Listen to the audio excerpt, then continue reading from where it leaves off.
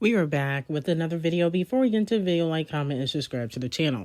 A lot of fans are hoping that the City Girls pop up at Cardi B's Miami tour stop, despite them having issues. Well, mostly JT and Cardi B. A fan said JT's pride probably wouldn't let her, but the City Girls reuniting to perform Twerk at the Miami stop of Cardi B's Little Miss Drama tour would actually be great publicity for her. Okay? So basically they think that will help JT's career. Here's my thing. I think JT definitely got to watch Cardi B. And I also feel like a lot of people, especially Cardi B fans, they're very delusional. Cardi B started with JT. The reason why she even went after JT is because JT was on the Super Freaky Girl Ckiminaj. And when Gorilla and Cardi B went top 10, she only said congratulations to Gorilla. She didn't say congratulations to Cardi B. That's how it started. Then she started calling JT a lapdog. That's how it started. I don't understand why people trying to act like Cardi B's innocent. She started it with JT because she was mad that JT did the Queen mix with the other female rappers for Super Freaky Girl. That's why she went after her. Let's be very clear. So, in my opinion, I definitely think it would, break the internet some sort. I do feel like a lot of people would tune in for that. But I feel like Cardi B can't be trusted because if you show love to Nicki Minaj, you're her op. She moves like that. As much as Cardi B fans try to act like she don't. She definitely moves like that. She didn't start dissing BN to Bia worked with Nicki Minaj. Let's just be honest. Yes.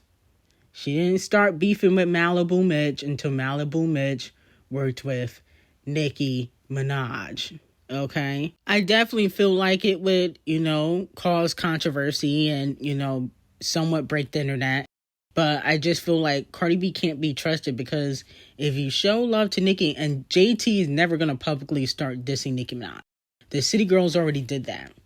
Okay? And that's when she was cool with them. When they was dissing Nicki. Right before JT went to jail. She had a whole diss track about Nicki Minaj. You can watch it on YouTube. But as soon as she started showing love to Nicki, issues started. So I think you can't really trust Cardi B as far as you can throw her. And she is a troublemaker. No shade. Now, Young Toilet Seat does clap back at a fan that said the first City Girls album was insane. We used to have it so good. How to Pimp a Nigga, Sweet Tooth, One of Them Nights, Where the Bag At, and Take Your Man. Take Your Man was my song. I'm not even going to front. Oh, and then I think it was Act Up, but I don't know if that was on their debut album. But that was my song too. Okay? The City Girls, they did have bops. Young Pissy Face Carisha said, just like death, y'all wait until shit dead to give flowers. Sad. Okay? Here's the thing. I feel like, yes, people start to realize, when certain songs or bops, when it's a little bit too late. But I think JT and Carisha could do a reunion. Because it's not like JT's doing a little bit better than Carisha, but not by much. They could do a reunion like a one-day concert. But I don't think JT and Carisha fuck with each other like that.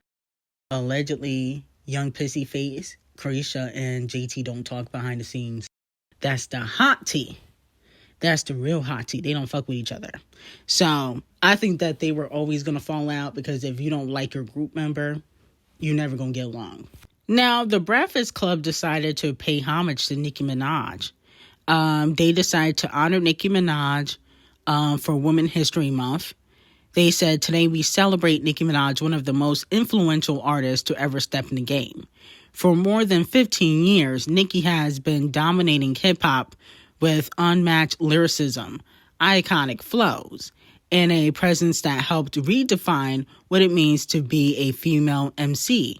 From her early mixtape days to a global superstardom, she's delivered countless hits, broken records, and built one of the most loyal fan bases in music. With multiple Grammy nominations, BET Awards, American Music Awards, MTV VMAs, and Billboard honors, Nicki has cemented her place as one of the best-selling female rappers of all time. Nicki helped carry the torch for New York when bringing her Caribbean roots and bold personality to the global stage. Salute to the trailblazer who continues to shape the culture and prove that women belong at the top of hip-hop. Okay, so that's what the Breakfast Club has said. Now, a lot of people have mixed reactions to this. Like, what does the Breakfast Club want? Why are they being so nice to Nicki after Charlamagne, just not hilarious, be dragging her on social media and on their show? In my opinion, I think that they want an interview with Nicki Minaj.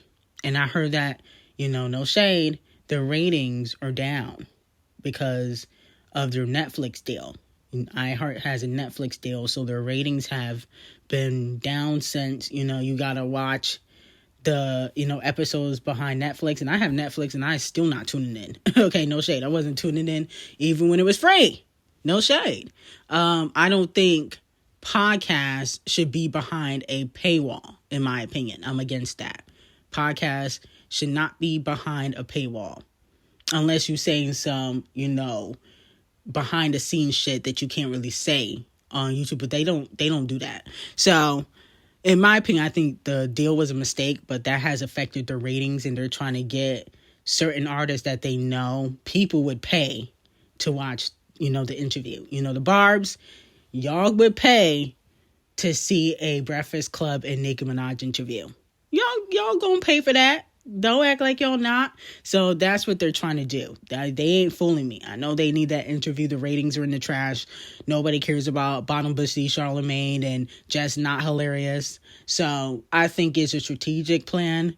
I don't think it's going to work out. I feel like they should have done that during the Pink Friday 3 era.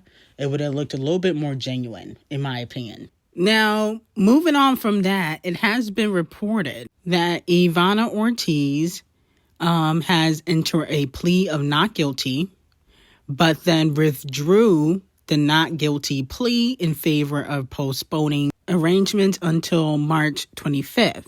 She was ordered to be held on $1.8 million bail, and she has a public defender as a lawyer, one of them free-ass lawyers that are not really going to help you.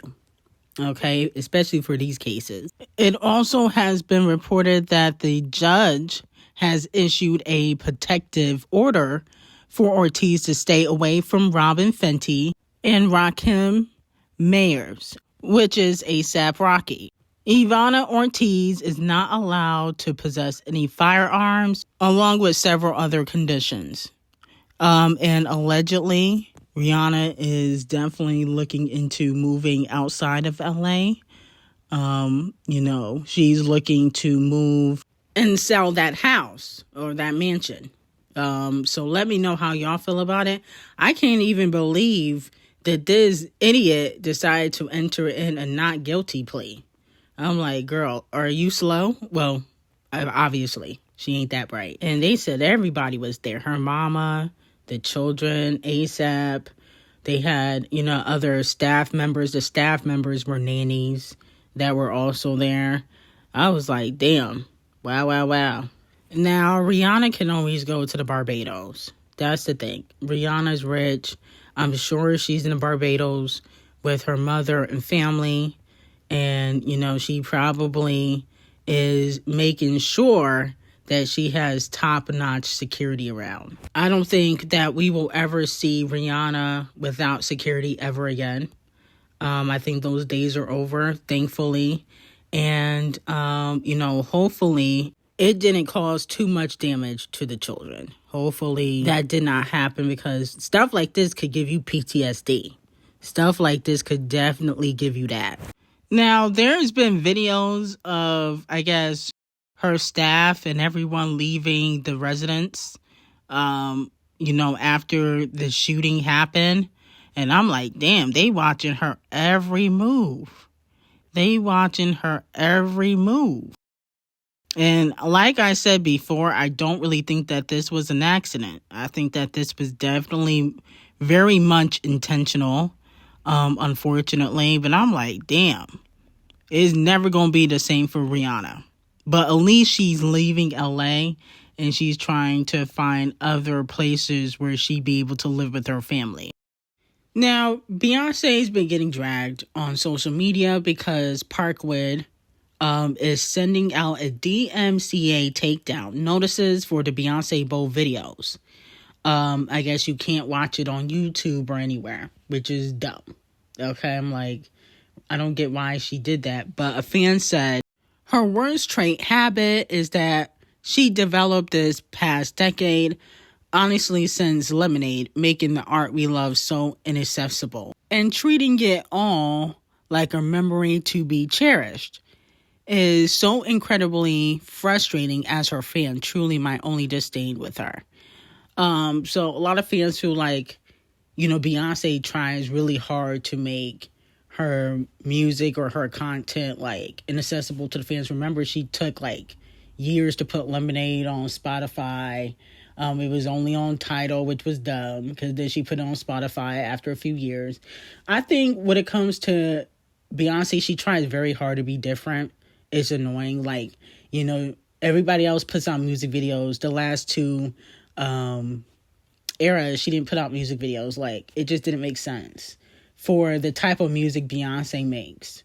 It always gives a visual should be there. She always makes up an excuse. I want people to focus on the music. Girl, please. It's not like you outstreaming Taylor Swift. Like, nobody needs to focus on the music because you're not outstreaming a lot of the girls. You're not even outstreaming Rihanna. So you need to put out the visuals and call it a day. I think she tries hard to be different and it's obnoxious, in my opinion. Okay? And all I know for Act 3, there better be a visual. There better be. No shade. Now, moving on to Zendaya and Sydney Sweeney. There was a little, I don't know if you would say behind the scenes clip or a trailer for Zendaya, Hunter, Alexis Damie, and a few other cast members. All the girls were in one clip taking a picture together, but Sydney Sweeney was missing. A lot of fans believe that Sydney Sweeney and Zendaya won't be doing any press together for Euphoria, and that Zendaya has told people behind the scenes she doesn't want to do press with Sydney Sweeney. That's what a lot of people are saying behind the scenes. I really don't think Zendaya needs to do press with Sydney Sweeney. No shade. No shade. Zendaya. Like, she don't gotta do press with nobody. You don't gotta do press with nobody. I don't know why people act like who cares? Like, Zendaya is the Beyonce of Euphoria. She doesn't need to do press with nobody. She can say, I want to do all the press by myself, and guess what's going to happen? She going to do all the press by herself. I don't think that's going to happen. I don't think she's going to be doing the whole press by herself. I definitely don't think that. But I don't think Zendaya has to be nice to Sydney Sweeney. Sydney Sweeney is bad for business. No shade. She's just not a good look. If I was doing a movie, I would never cast Sydney Sweeney. She's bad for business. She has the MAGA stain on her. No shade. And that ruins everything. No shade. There's no shade to Sydney Sweeney. Once she get that MAGA stain, things just won't be the same. So if I was Zendaya, I would treat you like a ghost as well. No shade. Now, Champagne Thickums name drops a few people in his new song that has leaked onto the internet. He name dropped Serena and Schoolboy Q. He says, Serena, but I'm cool with Venus. I be hanging around with those niggas like I'm Dua Lipa. I don't know what that means. Dua Lipa hang around niggas? Because I never see her with any. Then he said, I might hit up fucking Schoolboy Q and do a remix. Because you put your niggas on, but they're making peanuts. We don't ever piece it up. That shit we got between us. Okay, so, I don't know. I feel like these bars are a little bit weak. I like Champagne Thickums, but I feel like these bars are a little bit weak. I'm not getting why he's name dropping Schoolboy Q. I get it. He's a TDE affiliate, but I feel like he name dropping people because he can't go after Kendrick. That's what it feels like. Serena was crip walking after Super Bowl to Not Like Us. Schoolboy Q is a TDE affiliate, but it seemed like he want to go after Kendrick, but he know that can cause more damage than it already has caused for him. So it's like he want to go and name drop everybody else around Kendrick. Like, I'm a name drop Schoolboy Q. I'm a name drop Serena. It was like, I don't know. It's not hidden for me. You know, I would rather him not name drop anybody and just give us a boppity bop record, a summer hit. I feel like that would be the best option because I just don't see this working out in his favor. Okay, so I don't know. I'm not a fan of this one. Maybe the next one. But anyway, I got some very hot tea on Patreon. What really happened with the Rihanna shooting incident on Patreon. Link will be in the description. And I hope you guys have a great day.